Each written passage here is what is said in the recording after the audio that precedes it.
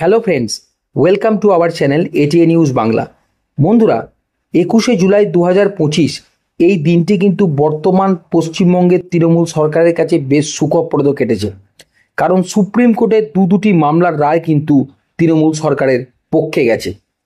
দেখুন বন্ধুরা, এ যাবৎ কাল পর্যন্ত কোর্টে একাধিক মামলায় সরকারের হার কিন্তু সরকারকে বিপর্যস্ত করে তুলেছিল, কিন্তু বর্তমানে 21শে জুলাই যে দুটি রায় সরকারের পক্ষে গেছে সেই দুটি রায় এবং বর্তমানে এসএসসি পরীক্ষার আপডেট নিয়ে আমরা এই ভিডিওয় আলোচনা করব।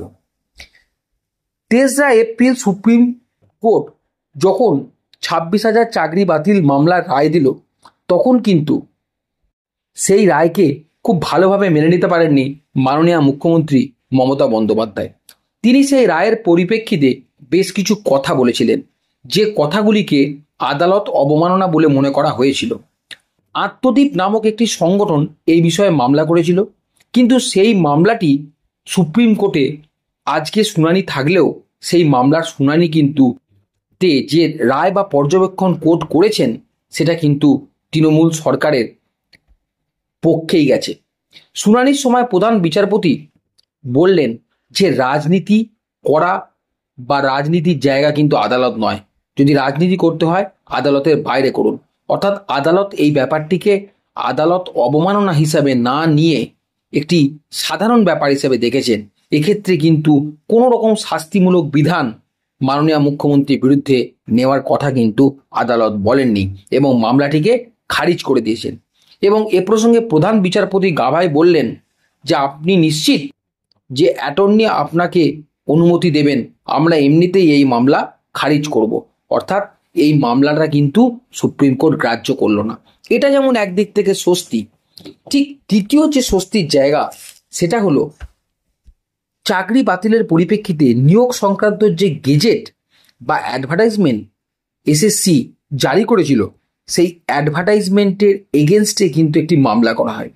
এই মামলাটির মূল যে বিষয়, যে মামলাকারীরা ছিলেন তাদের বক্তব্য ছিল যে এক্সপিরিয়েন্সের যে নম্বরটি দেয়া হচ্ছে সেই নম্বরটি নিয়ে। এবং সেক্ষেত্রে সওয়াল জবাবের সময় আইনজীবী বিকাশ রঞ্জন ভট্টাচার্য বলছিলেন যে পরীক্ষার প্যানেলটিই বাতিল হয়ে গেছে সেখান থেকে কি করে এক্সপিরিয়েন্স পাওয়া যায়। ঠিক এই একই মামলাতেও এই একই শুনানি এই শুনানির সময়ও একইভাবে কিন্তু এটিকে বাতিল করে দেওয়া হয়। এবং মামলাকারীদের আইনজীবী যখন এই সওয়াল করছিলেন তার পরিপ্রেক্ষিতে বিচারপতি সঞ্জয় কুমার কিন্তু পরিষ্কার বললেন যে স্পেশাল লিভ পিটিশন কিন্তু কোনো জুয়া নয়, এটা একটা বাজে অভ্যাসের সৃষ্টি হচ্ছে, ইটস আ ব্যাড প্র্যাকটিস, এটাকে বন্ধ করতে হবে। এবং এই সময় যখন এই সওয়াল জবাব চলাকালীন যখন বিকাশ রঞ্জন ভট্টাচার্য বললেন যে আমরা এই মামলাটা তাহলে প্রত্যাহার করতে চাই বা তুলে নিতে চাই, সেটার সুযোগ ওনাকে না দিয়ে তিনি বললেন যে না, এই মামলাটাই আমরা খারিজ করে দিচ্ছি। অর্থাৎ এসএসসি একটা স্বাধীন সংস্থা, স্কুল সার্ভিস কমিশন, তারা নিয়োগ সংক্রান্ত নতুন কিছু বিধি অ্যাড করতে পারেন। এখানে প্রশ্ন হচ্ছে এই বিষয়টি নিয়ে আর কি কোনোভাবে সুপ্রিম কোর্টের কোনো বেঞ্চে যাওয়ার সুযোগ আছে? আপাত দৃষ্টিতে কিন্তু আর সুযোগ নেই বললেই চলে।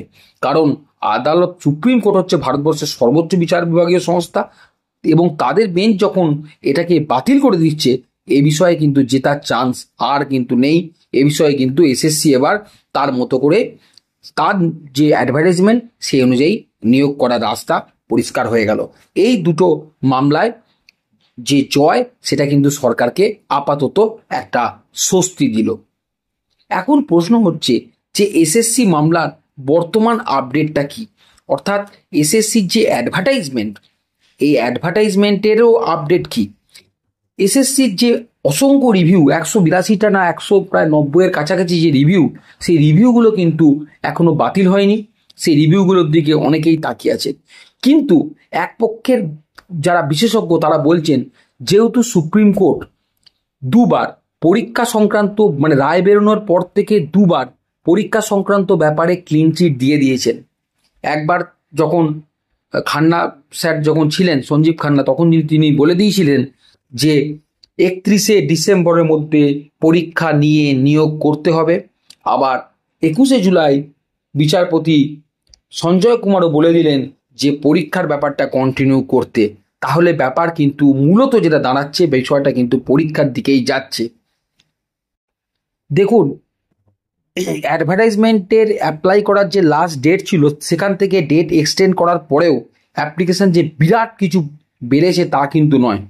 কারণ 2016 সালে যদি আপনি দেখেন তাহলে নবম, দশম এবং একাদশ, দ্বাদশ মিলিয়ে আবেদন করেছিল প্রায় 3 লক্ষের মতো, কিন্তু এবার সেই সংখ্যাটা 5,83,700 মতো 700 মতো অ্যাপ্লিকেশন এখনো পর্যন্ত জমা পড়েছে। কিন্তু সেবারের থেকে পোস্ট এবার অনেক বেশি, এবং এবারের পোস্ট অনেকটাই যেমন বেশি, ঠিক তারই পাশাপাশি 9 বছর পরে এই পরীক্ষাটি হচ্ছে। আশা করা গেছিল প্রায় 7 লক্ষের উপরে আবেদন জমা পড়বে, কিন্তু সেটা হয়নি। এই বিষয়ে চাকরি প্রার্থীদের মধ্যে একটা অনীহাও লক্ষ্য করা যাচ্ছে, যেটা শিক্ষামহল এই মুহূর্তেই এই বিষয়টা নিয়ে চিন্তিত। আমাদের কাছে যা খবর এসছে তাতে করে বা বিভিন্ন সূত্র থেকে যা জানা যাচ্ছে যে আনটেন্টেড প্রার্থীরা যারা আবেদন করেছেন তাদের সংখ্যা প্রায় 13,500-এরও বেশি। যদিও 15,303 জন যোগ্য শিক্ষক স্কুলগুলোয় এখনও কর্মরত, কিন্তু শীর্ষ আদালতের নির্দেশে 31শে ডিসেম্বর পর্যন্ত তারা সেখানে পড়াতে পারবেন। নিয়োগ দুর্নীতির অভিযোগে সুপ্রিম কোর্ট এবছর যে 26,000-এর প্যানেল বাতিল করে দিয়েছিল, সেখানে আনটেন্টেডের যে সংখ্যা ছিল তার থেকে সবাই অ্যাপ্লিকেশন কিন্তু সেখানে করেননি, অর্থাৎ অ্যাপ্লিকেশনের সংখ্যা কিন্তু সেখান থেকে অনেকটাই কম। এবং তারা যে আনটেন্টেড হিসাবে অ্যাপ্লাই করছেন সেটা বোঝার জন্য যে তাদের রোল নাম্বার দিতে হচ্ছে এবং বয়সের ছাড় সংক্রান্ত যে বিষয়গুলো দিতে হচ্ছে, সেখান থেকে কিন্তু এসএসসি বুঝতে পারছে যে তারা টেন্টেড না আনটেন্টেড। অর্থাৎ এদিক থেকে যে অ্যাপ্লিকেশনের সংখ্যা আনটেন্টেডদের তা কিন্তু আগের বারে মানে যে সংখ্যক কর্মরত আছেন তাদের থেকে কিছুটা কম। এই বিষয়টাও কিন্তু একটা চিন্তার বিষয়। দেখুন, আর একটা বিষয় খুব গুরুত্বপূর্ণ, অনেকেই প্রশ্ন করছেন বা জানার চেষ্টা করছেন যে এক্সপিরিয়েন্সের যে নম্বরটা, অর্থাৎ 10 নম্বর যেটা বরাদ্দ করা হয়েছে, সেটা কি আগে যোগ করা হবে, মানে ইন্টারভিউয়ের আগে না ইন্টারভিউয়ের পরে সেটা যোগ করে প্যানেল আউট করা হবে। কিন্তু আপাত দৃষ্টিতে কিন্তু পরিষ্কার এটাই বোঝা যাচ্ছে সেটা কিন্তু আগেই যোগ করা হবে। সেটা যদি পরে যোগ করা হয় তাহলে কিন্তু অ্যাজ সাচ সেভাবে সুবিধা কিন্তু পাবেন না, মানে যারা কর্মরত শিক্ষক 2016 সালের। কিন্তু আগে যদি যোগ করা হয় ইন্টারভিউয়ের আগে, তাহলে কিন্তু তারা একটা বাড়তি অ্যাডভান্টেজ পাবেন, বলতে গেলে অনেকটাই অ্যাডভান্টেজ পাবেন। কারণ 100 নম্বর পরীক্ষায় 10 নম্বর ফুল সেখানে তারা কিন্তু গেইন করতে পারবেন।